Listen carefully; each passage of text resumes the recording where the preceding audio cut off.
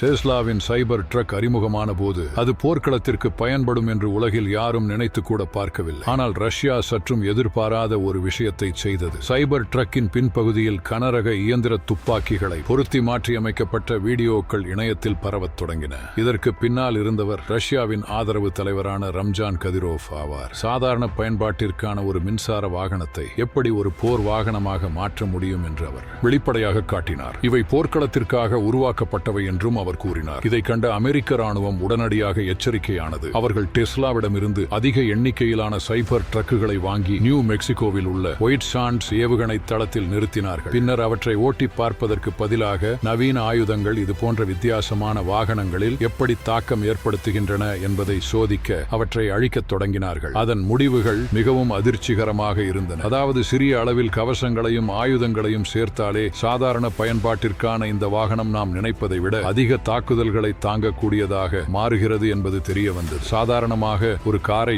சுக்குநூறாக உடைக்கக்கூடிய ஏவுகணைகள் கூட இந்த வாகனத்தில் சிறிய பாதிப்பை மட்டுமே ஏற்படுத்தின. சிறிய இயந்திர துப்பாக்கி தோட்டாக்கள் கூட இதன் உறுதியான வெளிப்புற தகடுகளால் தடுத்து நிறுத்தப்பட்டன.